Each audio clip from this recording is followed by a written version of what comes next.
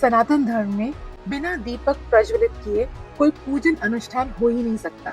ये तो सभी जानते हैं। दीपक में विराजमान अग्निदेव आपके पूजन और भक्ति के साक्षी बनते हैं। इसीलिए दीपक की महत्वता हमारे धर्म में असीम है। हालांकि पिछले कुछ वर्षों से शुभ अवसरों पर मोमबत्तियां जलाने का नया चलन सामने आया है। कई 100 सालों से पश्चिमी देशों में मोमबत्तियां बनाने के लिए जानवरों की चर्बी, खासतौर पर बेल मछली की चर्बी का इस्तेमाल होता रहा है। सनातन धर्म में कोई व्यक्ति कितना भी मांसाहारी क्यों न हो, घर के पूजा के स्थान पर या मंदिरों में पवित्रता और शुद्धता बनाए रखने का ध्यान अवश्य देता है। मरे हुए जानवरों की चर्बी से जलाई गई अग्नि सात्विक शक्तियों को कभी आकर्षित नहीं कर सकती। देवताओं के समक्ष प्रज्वलित अग्नि का सोर्स क्या है, ये बहुत मायने रखता है। इसे आप ऐसे समझने की कोशिश कीजिए कि चिता को जलाने वाली अग्नि ही होती है, सड़क पर पड़े कचरे को जलाने वाली भी अग्नि है और सात्विक हवन करने वाली भी अग्नि ही है, पर सबका स्वरूप अलग अलग है। क्या आप जल्दी हुई चिता से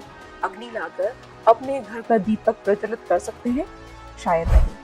आजकल कई धार्मिक कार्यों में लोग दीपमाला को मोमबत्ती से ही प्रज्वलित करने लगे हैं, जो कि गलत है। हर पवित्र ज्योत को हमेशा किसी दूसरी संस्कारित अग्नि से ही जलाया जाना चाहिए। अब बात करते हैं कि मोमबत्तियां जलाने से क्या होता है। सनातन धर्म में मृत व्यक्ति के शरीर का दाह संस्कार करके उसकी आत्मा को मोक्ष के रास्ते भेजा जाता है।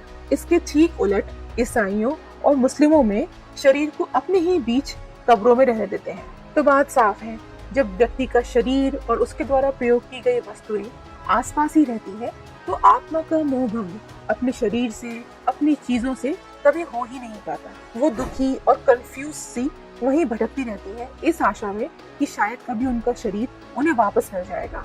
उनका घर, उनकी वस्तुएं, उनके परिजन, सब कुछ उनसे आसानी से छूट ही नहीं पाते।